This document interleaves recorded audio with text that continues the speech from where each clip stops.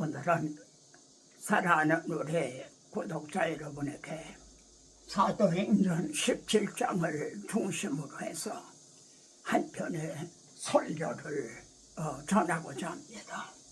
사도행전 17장은 바울의 2차 선교 여행 당시의 일입니다.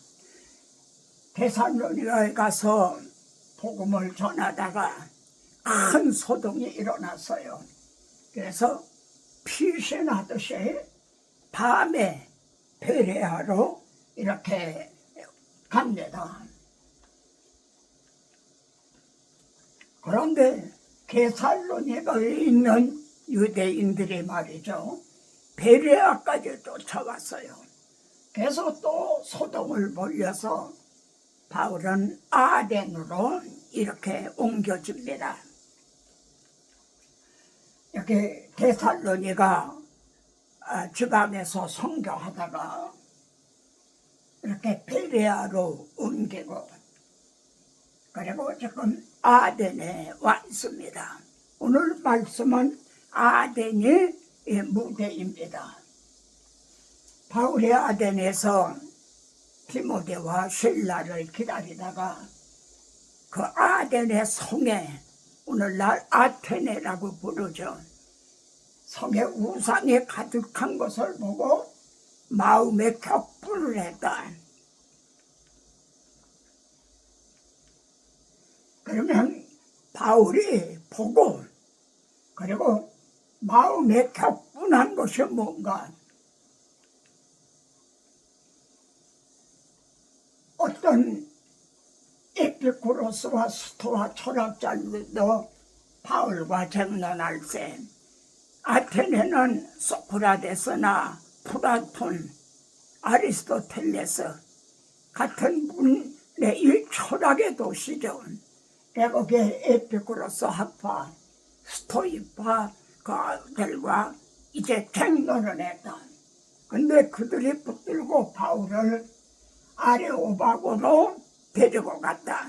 왜냐하면 아레오바고는 말이죠, 우리나라로 하면은 국회의사당과 같다고 그럴까요? 아테네의 최고 평의회 및 재판소가 있는 곳입니다. 오늘날도 관광을 가면 아레오바고라는 데 거기를 꼭 찾아갑니다. 이것이 아레오바고에서 바라본 전경입니다. 그러면은 바울은 여기에서 무엇을 보고 아주 격분을 했는가? 이것이 파르테논 신전입니다. 오늘날 관광객들이 아마 1년에 몇천 명이, 몇천만 명이 간다 해도 과언이 아닐 정도로 아주 유명한 관광 명소죠. 그리고 이것이 제우스 신전입니다. 그리고 이것이 에레트리온 신전이고, 이것이 니케 신전. 바울은 이걸 바라본 겁니다. 지금 오늘날까지도 이 신전의 모습이 이렇게 남아 있어요. 그런데 바울 당시는 말입니다, 얼마나 웅장하고 화려했겠는가. 자, 사도 바울이 유대인이에요. 지금 유대인은 나라도 없어요. 로마의 속국입니다. 그리고 바울 당시는 교회라는 건물도 없어요. 2세기에 나가서 겨우 건물들을 세우고 했는데, 바울 당시는 가정집에서 모이는 가정교회 형태였던 거죠.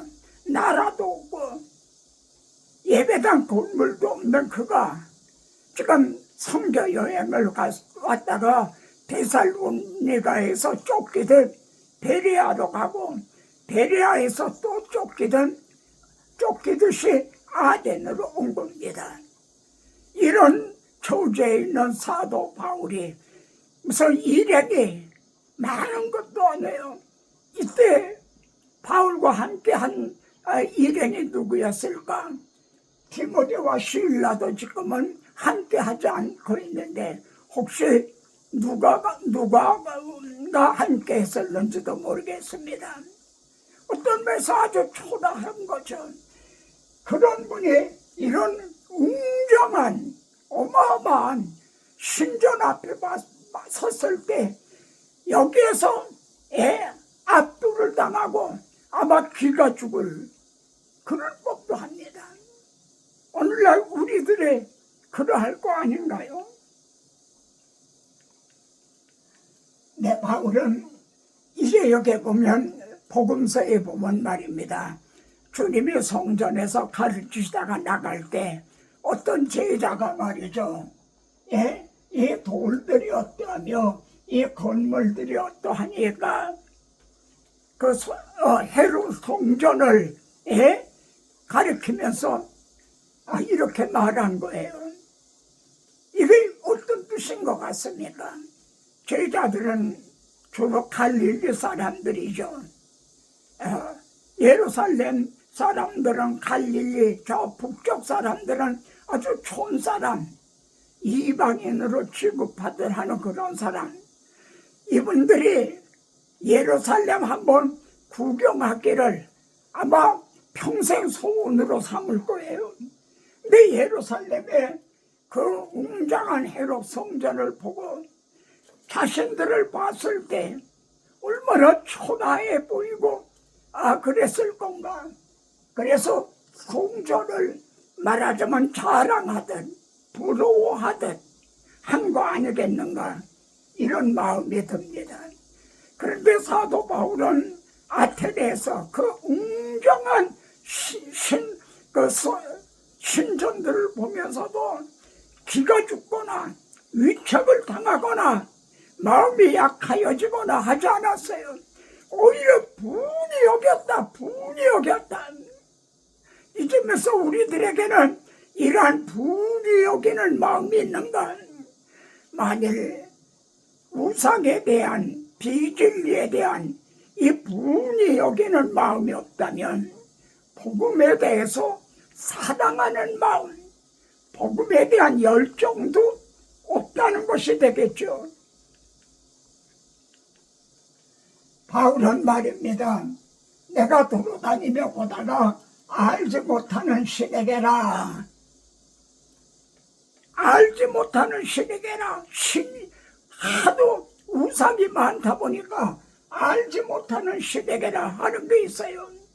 여러분, 이웃나라 일본도 상당히 선진국이라 뭐 이러잖아요. 거기에 보면 신이 8,000개나 된다고 그래. 8,000개. 한번 일본 옥새 관광 가면은 보세요. 여기저기에 정말 알지 못하는 신에게 하듯 하는 그런 우상들이 있어요. 심지어 우리나라 이순신 장군도 우상으로 섬기고 있어요. 바울은 내가 그것을 너에게 알게 하리라. 이게 접촉점이죠. 너희가 알지 못하는 신에게 한 거를 내가 알게 하리라. 그들과의 접촉점이라 할 수 있습니다. 그러면서 하나님을 증언합니다. 우리가 믿는 하나님은 만물을 창조하신 분이시다.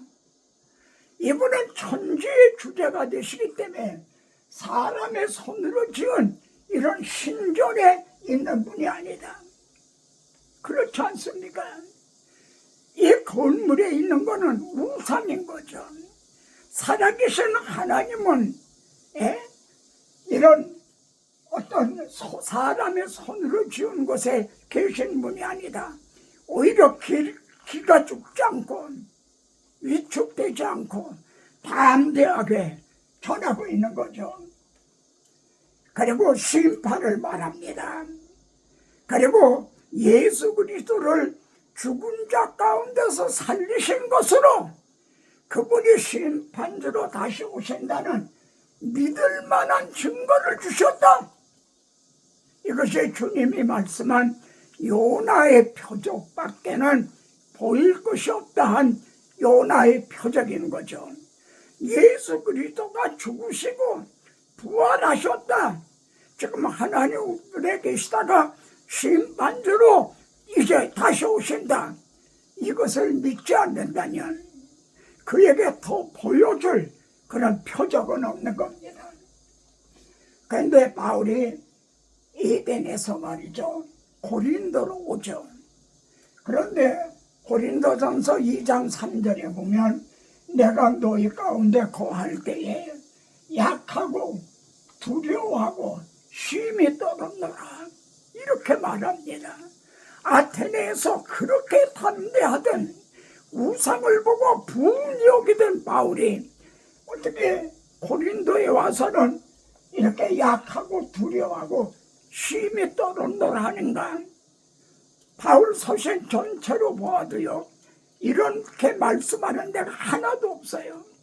바울은 완전 무결한 사람처럼 묘사가 되고 있는데 여기에서 약하고 두려워하고 쉼이 떨었더라.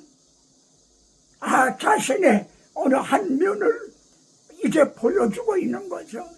제가 오늘 이 설교를 갑작스럽게 정말 문득 생각나서 준비하게 된 것이, 제가 어떤 일로 인해서 마음이 약해지고 두려워하고 쉼이 떨었노라 이런 심령이 됐기 때문에 이걸 치료하는 방법은 말씀밖에 없어요. 말씀을 증거하고 나면 새 힘이 돋는 거예요.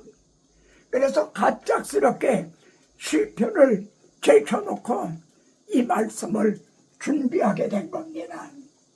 하나님은 뭐라고 그러셨습니까?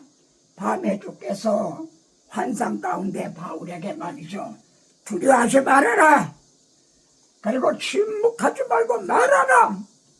약하고 두려워하고 힘이 떨지 말고 침묵하지 말고 말하라. 그리고 내가 너와 함께 있으면.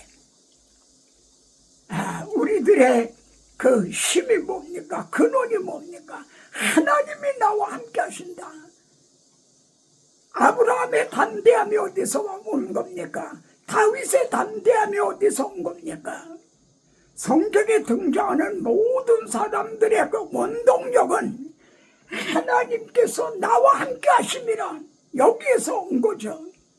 그리고 이 성중에 내 백성이 많음이라. 고린도라는 성중에 당시에 한 70만 명 정도 인구가 되었다고 학자들은 보고 있어요. 이 성중에 내 백성이 많음이라 이렇게 격려하십니다. 자, 이처럼 바울과 같은 선교사들에게 위한 최대의 위로와 격려가 이 성경에는 있어요. 이것이 양화전 외국 선교사 묘역입니다. 이런 선교사 묘역을 보면 마음이 숙연해지죠. 그리고 또 한편은 우리에게 격려가 되고 도전을 하게 합니다. 여기에는 6나라 145명의 선교사와 가족들이 여기에는 잠들어 있다고 그래요. 제가 대구 제일교회인가 갔는데 거기도 선교사들 묘가 있어요. 제가 거기서 기념으로 조그만 돌 하나를 가지고 왔어요. 왜냐하면 그 돌을 볼 때마다도 선교자들의 그 성신, 그것을 잊지 않고 상기하고 싶어서 그랬습니다. 자, 선교사들에게 하시는 격려가 뭔가, 내가 나의 명성을, 하나님의 이름을 듣지도 못하고 내 영광을, 이 복음을 보지도 못한 먼 성들로 보내리니 나의 영광을 먼 나라에 전파리라. 선교사들을 먼 성들로 보내리니 먼 나라에 전파리라. 우리 한국교회가 미국 다음으로 세계 방방곡곡에 선교사들을 파송하고 있다고 그래요. 저는 나라를 위해서 기도할 때 세계 방방곡곡에 파송한 선교사들을 생각하소서. 나라가 편안하고 그리고 이제 점점 흥해요. 파송받은 선교사들도 더 힘이 날 것이 아닙니까? 이런 기도를 드립니다. 내 명성을 듣지도 못하고 하나님의 영광을 보지도 못한 먼 섬나라로 보내리니 그래서 이 복음을 먼 나라에 전파하리라. 그리고 선교사님들이 가가지고 예물을 하나님 앞에 예물을 드리잖아요. 그렇듯이 복음을 전해서 복음을 듣고 구원 얻은 사람, 성령으로 거듭난 사람, 그리고 말씀으로 양육해서 성숙해진 사람, 그 사람들을 말과 수레와 교자와 노새와 낙타에 태워다가 여호와께 예물로 드릴 것이라. 하나님 아버지께서 나를 먼 섬들로 보내시고 먼 나라의 복음을 전파하게 하셨는데 주 성령께서 저와 함께 하셔서 이만큼 열매를 맺어 하나님 앞에 드리옵니다. 말과 수레와 교자와 노새의 평안, 이거는 그들을 아주 귀빈처럼 말입니다. 보물처럼. 그래서 하나님 앞에 드린다는 거죠. 나는 그 가운데서 택하여 제사장과 레위인을 삼으리라. 우리 한국의 선교사들이 오셔서 말씀을 전해줘서 오늘의 한국의 이 모든 목회자들, 신학자들, 또 교회가 이렇게 세워지게 된 거죠. 나는 그 가운데 택하여 제사장, 레위인을 삼으리라 그러십니다. 사도 바울이 아마 이 말씀을 염두에 두고 한 말일 거예요. 나로 이방인의 사도로 보내셨죠. 이방인의 사도로 예수 그리스도의 일꾼이 되어서 하나님의 복음에 제사장 직분을 하게 하사. 제사장 직분, 제사장은 뭔가 하나님 앞에 드려야 할 것이 있는 분들이죠. 이렇게 보냄을 받아서 말이죠. 이방인을 제물로 드리는 것이, 이방인들이 이제는 하나님의 백성이 되고 하나님의 자녀가 됐어요. 하나님 앞에 제물로 드려요. 예물로 드려요. 하나님 열매입니다. 성령 안에서 받으실 만하게 되고 받으실 만하게 되고, 이게 중요한 거죠. 아무나 하나님이 받으시나요? 정말 복음으로 거듭나고 이런 자들을 하나님이 받으심직하게 하려 합니다. 이것은 중국 성령군 선교사를 통해서 이렇게 저 중국 이제 서부 아주 오지입니다. 제가 몇 번 갔는데 한국 선교사님을 한 번도 만나지 못했어요. 그렇게 오지예요. 티베트에 있는 쪽, 히말라야 산 있는 거기에 가서 이렇게 복음을 널리 전하게 하셨어요. 또 인도네시아 조덕현 선교사, 남궁욱 선교사를 보내셔서 이렇게 이제 제 책들을 인도네시아어로 번역을 해서 이렇게 가르치고 있어요. 이것이 네팔의 김한나 선교사, 또 저는 얼굴도 보지 못했지만 정성난 선교사들, 그 외에 저는 두 분밖에 이름을 몰라요. 네팔에도 한국 선교사님들이 한 30명, 이분들을 통해서 말입니다. 이번에 또 소식이 왔는데 이봉호 2기 제자만 1기가 수련하고 2기 제자만 이들의 열매로 하나님 앞에 제물로 드려지게 되는 거죠. 자, 하나님은 학개서에서 포로에서 돌아온 후죠. 산에 가서 나무를 가져다가 이제 성전을 짓는데 이것이 너에게 어떻게 보이느냐? 이것이 너희 눈에 보잘것없지 아니하냐?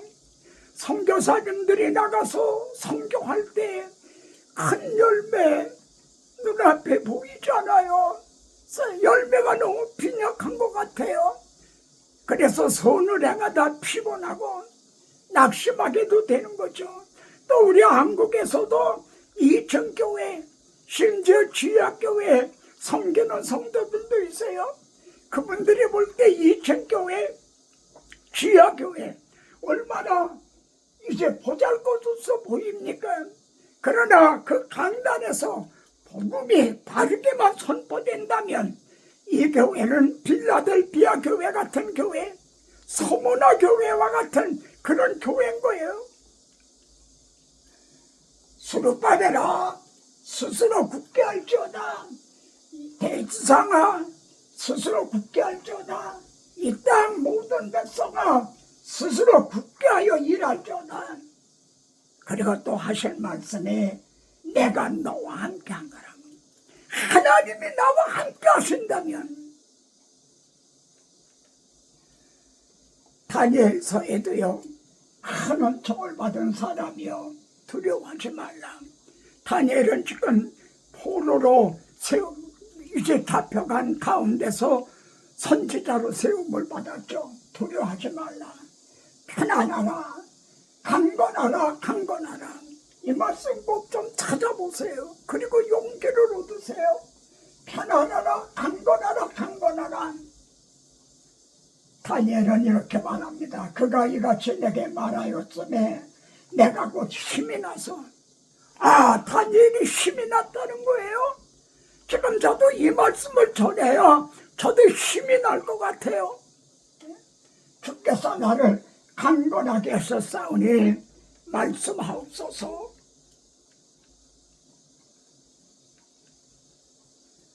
이것이 로마서 16장 마지막입니다. 바울은 로마서 마지막에 말이죠.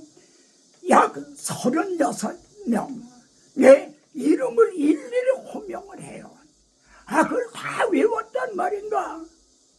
37명 일일이 로마에 있는 모든 성도들에게 문안하노라. 이렇게 도매금으로 말하지 않고 한 사람 한 사람의 이름을 호명하면서 말을 해요. 왜 제가 이 말씀을 띄웠는가? 우리도 말입니다. 너희도 우리를 위하여 간구함으로 도우라. 이는 우리가 많은 사람의 기도로. 바울은 그 대사도예요. 그리고 당시 성도들 중에는 이제 노예 신분 같은 너희 중에 문벌 좋은 자가 많지 않도다. 근데 그들에게 꼭 기도를 부탁을 하고 있어요. 우리를 위하여 간구함으로 도우라. 이는 우리가 많은 사람의 기도로 얻은 은사로 말며 나의 힘을 너희 기도로 말며 힘을 얻고 도우게 된다. 그래서 또 많은 사람들도 나로 인하여 감사하게 된다. 이렇게 말하고 있죠. 당신이 지쳐서 기도할 수 없고 눈물이 빗물처럼 흘러내릴 때 성령은 아시네. 우리의 약함을 그대 홀로 잊지 못함을. 누군가 널 위하여 누군가 기도하네. 내가 홀로 외로워서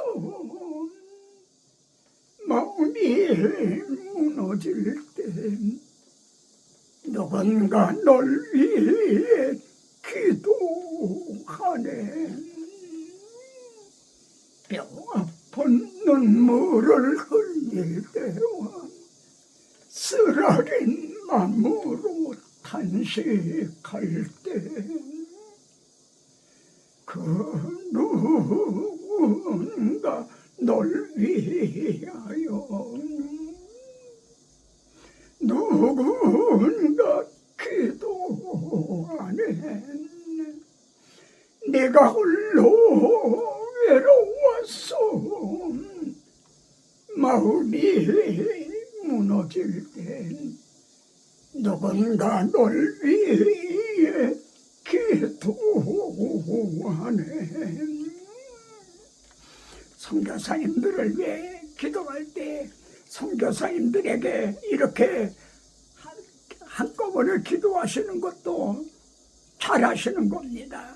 그런데 선교사님 이름을 바울처럼 한 번 한 번 호명을 하면서 기도해 보세요. 그러면은 참 내 자신이 힘을 얻게 돼요.